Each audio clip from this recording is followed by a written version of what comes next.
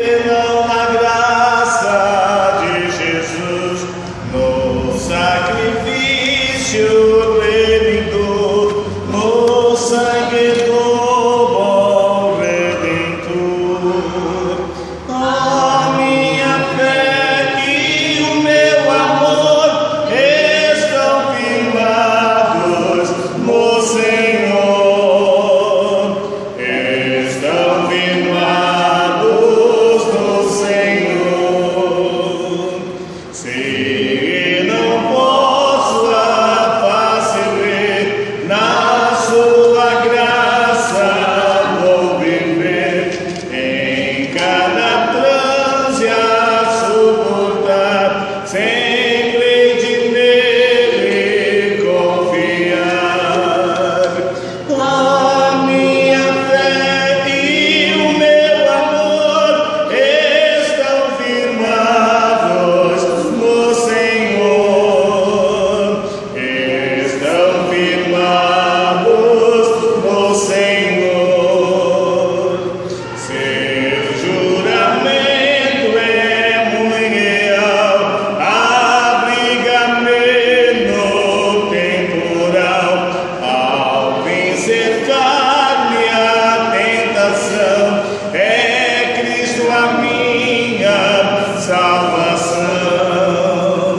A minha fé e o meu amor estão firmados no Senhor, estão firmados no Senhor. Amém? Quero convidá-los a abrirem vossas Bíblias na primeira carta de João, no capítulo 2. Nós iremos ver somente 3 versículos desse capítulo. Primeira carta de João, capítulo 2, versículos 15 ao versículo 17. A ênfase estará no versículo 17, porém vamos ver esses 3 versículos. Amém?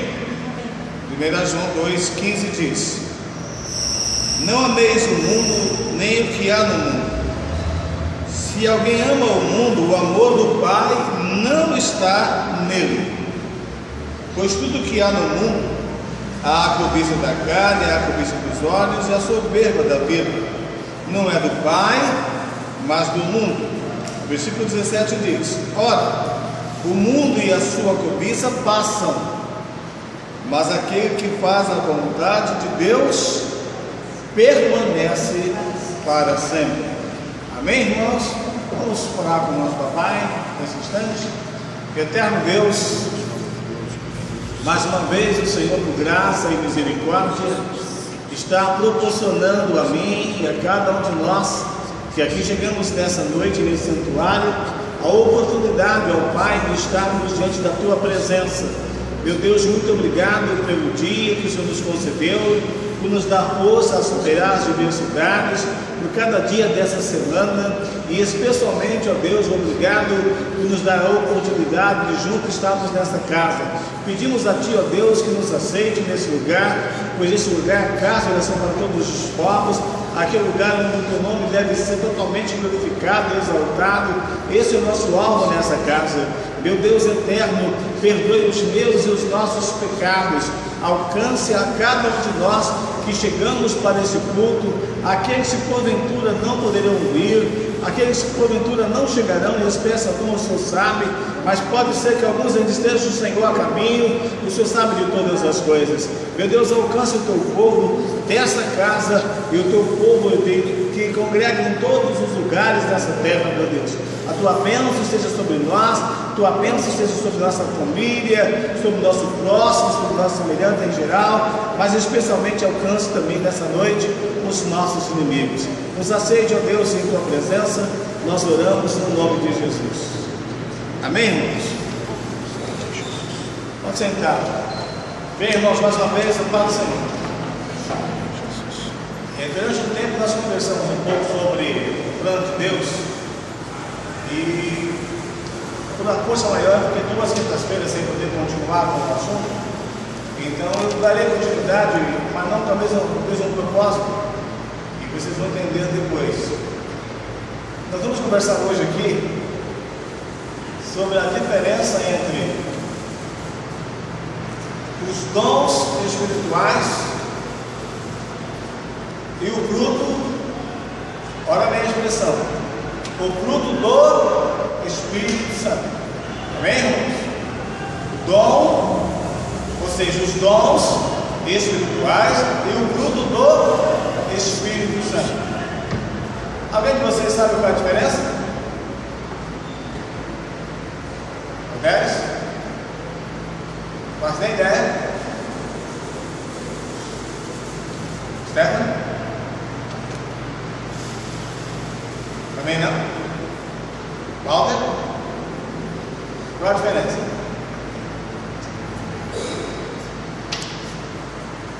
Fruto do Espírito que Deus fala sobre nós é a gente ter bondade, paciência, temperança, que esses são os frutos do Espírito. Vocês estão ouvindo o Walter falar? Então estejam mais perto, porque essa galeria atrapalha um pouquinho. Vem para perto, vem. Vocês estão aí atrás, dá para ver mais perto. Ó, pode vir. Você também, Tatiana? Fica mais perto. Também, vem também, fica mais perto, maninha. Olha, vai, continua aí. Qual é a diferença entre frutos e dons? Dons. Fruto e dom, vai. Dom. Fruto do Espírito, ele produz em nós bondade, mansidão, temperança. Esses são os frutos do Espírito. E os dons espirituais, é isso, pastor? Continua. Os dons espirituais é o que o Espírito Santo, pela sua graça, lhe concede a cada um de acordo com a necessidade da igreja. Ótimo, parabéns. Bem, amados, é o seguinte: pela ignorância ou falta de conhecimento que eu ou nós ou muitos possuem referente à palavra de Deus, alguns confundem os dons espirituais com uma aprovação de Deus àquilo que estamos vivendo ou fazendo. E eu quero convidar vocês a prestar atenção não em mim, mas na palavra de Deus, principalmente quando o tempo vai se fechando, vai se afunilando demais. O tempo está fechando e é importante nós lembrarmos o seguinte: abra a Bíblia de vocês, por favor, na primeira carta de Paulo aos Coríntios, capítulo 12. Eu não tenho como proposta nessa noite explicar os dons espirituais, mas sim a diferença entre dons e o fruto do Espírito. Amém, irmãos? Então, no capítulo 12 da primeira carta de Paulo aos Coríntios, nós vamos encontrar algo interessante sobre os dons espirituais que de alguma forma já foi dito pelo irmão Walter aqui. Vamos lá. Alguém me ajude lendo capítulo 12, versículo 4. Há diversidade de dons, mas o Espírito é o mesmo. Ou seja, apesar de haver muitos dons, o Espírito é o mesmo, ou seja, é o agir do Espírito Santo. Alguém leia, por favor, o versículo 7. Para o bem de todos, Deus dá a cada alguma prova da presença do Espírito Santo. A linguagem de hoje.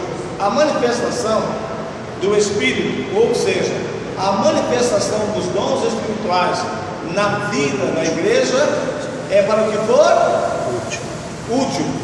Então, quando há uma manifestação na vida da igreja, Deus tem propósitos específicos. Amém? É para o que for útil.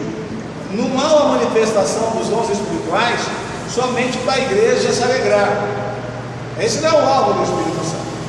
Por exemplo, quando há a manifestação dos dons, vamos ver um dos exemplos lá, versículo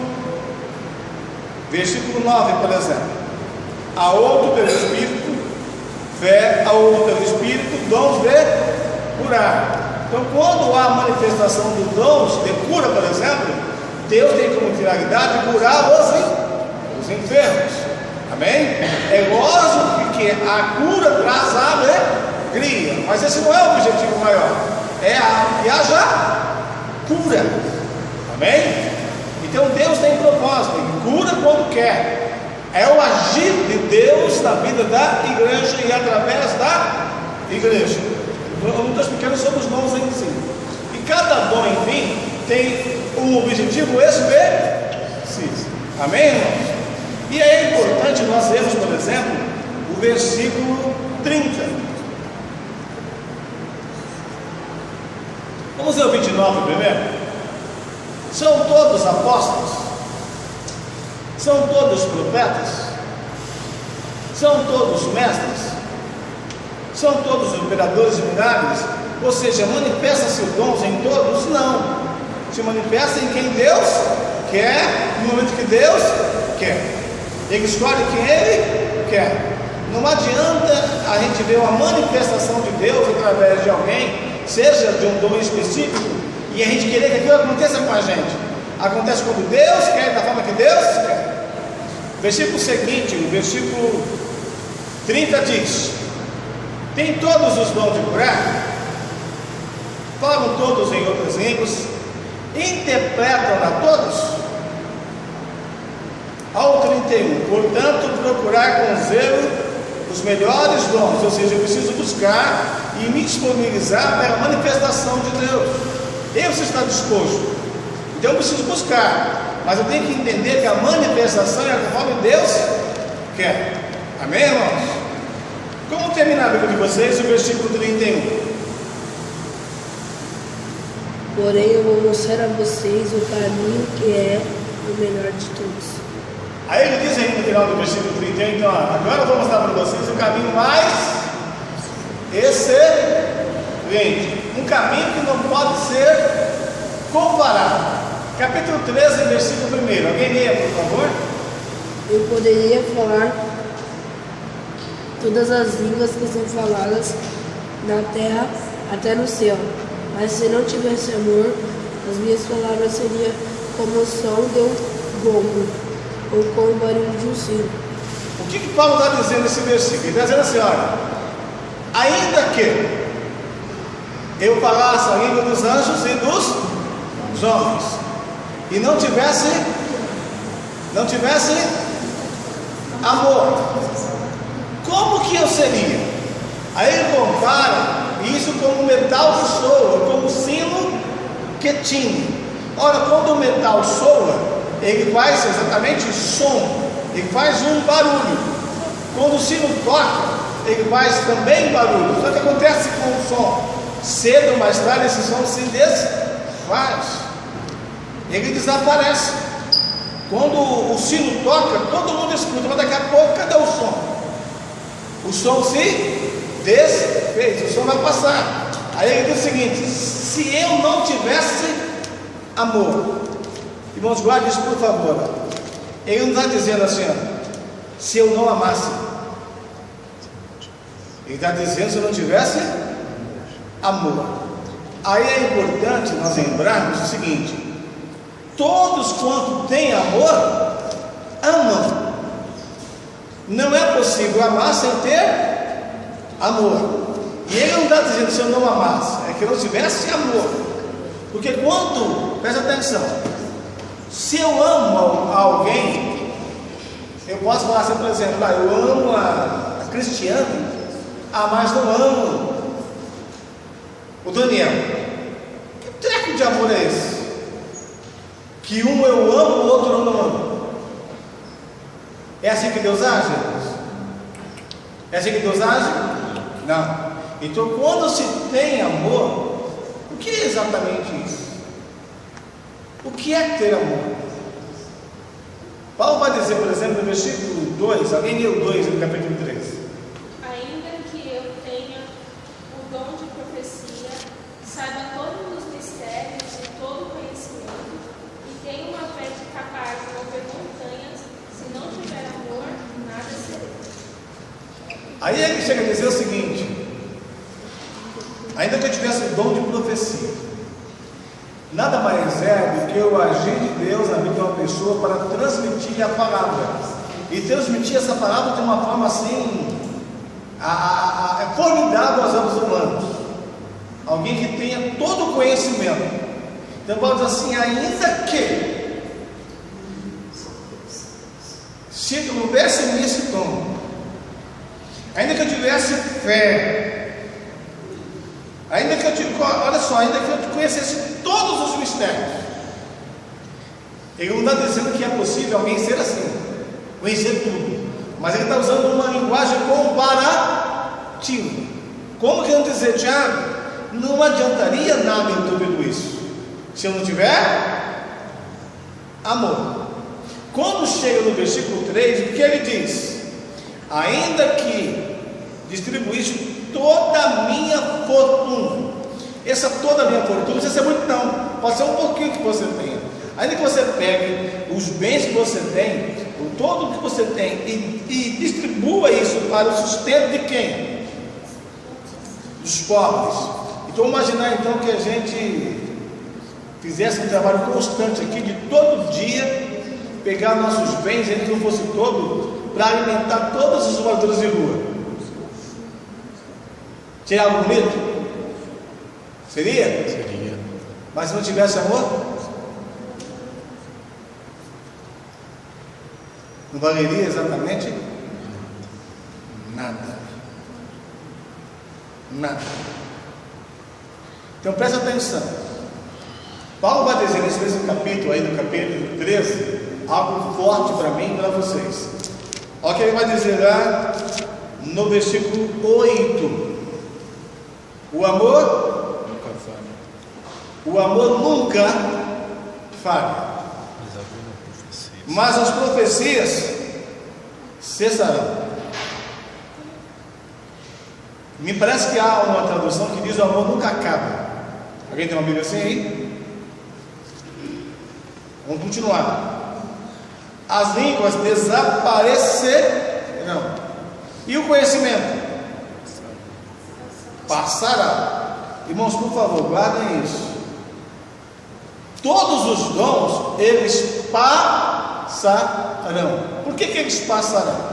Porque os dons, eles têm um objetivo específico, que é fazer algo que é útil segundo o projeto de Deus. Então, por exemplo, quando Deus usa alguém através da profecia, qual é o alvo de Deus? O que Deus quer fazer com a igreja quando Ele usa alguém no dom de profecia? Olha o que Deus quer fazer. Capítulo 14.